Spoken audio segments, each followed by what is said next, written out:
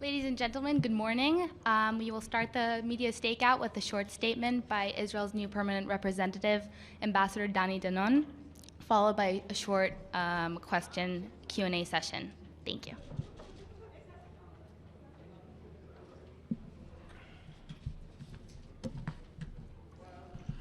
Good morning, ladies and gentlemen. I wish that my first time speaking to you was on happier terms. Yet the tide of terror washing my country has compelled me to speak to you today, this morning. Today, the Security Council convened another meeting to discuss the growing tensions in my country, titled as the situation in the Middle East. However, this is not what we need. What we do need is this council to convene a meeting on the dangerous incitement led by President Abbas. Only yesterday, my Prime Minister Benjamin Netanyahu expressed his willingness to meet with the Palestinian leadership and resume peace talks immediately, without preconditions, in order to bring calm to the region. How do you think the Palestinians respond? Did they grab the opportunity to engage in direct talks with Israel? No. Did they offer to drive only 20 minutes between Ramallah and Jerusalem to meet? No. Instead, they called on the Security Council to hold this emergency meeting. Ever since President Abbas made his hate-filled speech and outrageously claimed, and I quote, "The Jews desecrate the Temple Mount with their dirty feet." Dirty feet. We have seen a sharp increase from the quote until today in violence against Israeli civilians. The tide of terror that washed over the entire nation spares no one. Babies, children, men, and women are being targeted every day. Israelis are being stabbed, bombed, run over, and stoned. Yet, this council remains silent. Just last night, the holy site, the tomb of Joseph, was set on fire by a mob of Palestinians. On Monday, a Palestinian boy attacked an Israeli boy who was riding his bike, stabbing him no less than 15 times. I repeat, 15 times. The victim is still hospitalized in critical condition. Ask yourselves, why would a 13-year-old boy decide to go on a stabbing spree and try to take another boy's life? How come? We all have children. The answer is that such acts of terror do not happen in vacuum. When a Palestinian child returns from school and opens the television, he doesn't see Barney or Donald Duck. He sees murderers portrayed as heroes. When he opens a textbook to do his homework, he doesn't learn about math and science. He's being taught to hate.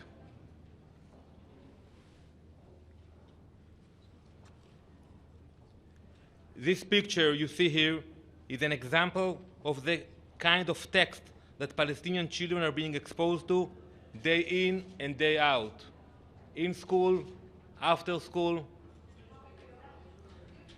The picture gives children elaborate instructions on how to stab a Jew. We talk a lot about incitement here in the UN. You can see with this picture what incitement looks like.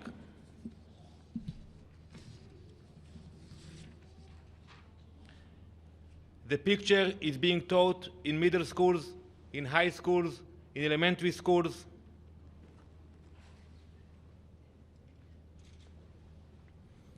Instead of educating about peace and tolerance, the Palestinian leadership is brainwashing children with incitement and hate. Palestinian leaders have established an incubator to raise children as terrorists. Whoever avoids direct negotiations is looking for an escape hatch. And Abbas's favorite kind of escape is to spread slanderous lies about the situation in the Temple Mount. especially about the status quo. However, only 2 weeks ago, we were all here. Prime Minister Netanyahu stood here in the General Assembly of the UN, and he repeated his commitment once again to maintaining the status quo.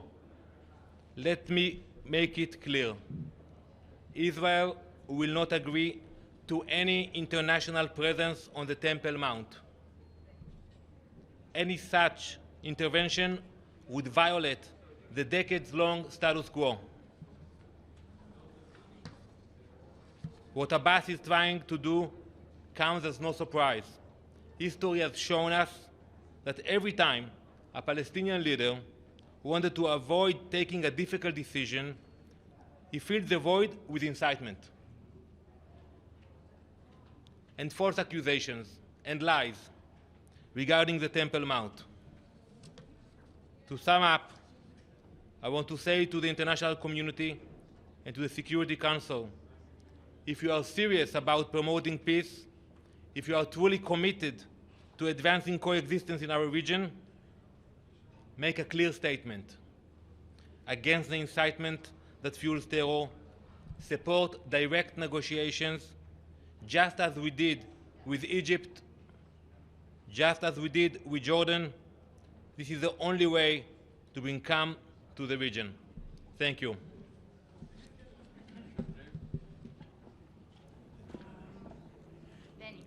Thank you, Mr. Ambassador. So 48 years of occupation you think is not enough for the Palestinians to shout out, and if they do, they are considered terrorists.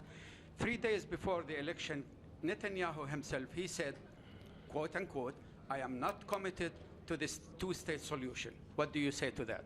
And is this a kind of the terrorist that you are fighting for? There is no justification for terror. There is no justification for a terrorist to take a knife and to stab somebody who is standing in a bus station, somebody who is walking in the street. We had disputes in the past. We had stabbing before 1967, brutal ones, in 1936, 1948. And when you see radical forces full of hatred, don't ask for a reason or justifications. And the only way to avoid such movies that you have is direct negotiations, not bashing Israel and inciting the youngsters who live in Judea and Samaria. Just a technical question. I understand that you are not going to address the Security Council today. Your deputy is. Why is that? The main message was delivered directly to you today. I will deliver my credentials to the Secretary General on Wednesday, and the same words you heard now, the Security Council member will hear in few minutes. And I think it's very important that the people in Israel and the people in the region will hear the voices that we're calling for direct negotiations and we're calling to stop the incitement. Sure, thanks a lot. Some on the council are putting some faith in an expanded quartet, the idea of getting more regional countries involved in this quartet process. What do you, as you come here, what do you think is the possibility of the quartet as expanded in trying to get to the root problems of today's conflict? We appreciate the goodwill of our allies and other countries to promote peace in the region. But if they really want to promote peace, they should call for direct negotiations. There is no shortcuts. In order to promote peace, you need to have both sides sitting on the table without preconditions and negotiating. And we have proven we had many difficulties with Egypt and Jordan. It is not the case today. I think if you want to promote the process in the region, you should support direct negotiations. This will be the last question. Mr. Ambassador, you say that you won't accept, or Israel won't accept an international presence on Temple Mount, but there is already a kind of quasi-international presence. Why not expand that or come up with some sort of agreement that, you know, would sort of build on what's already there?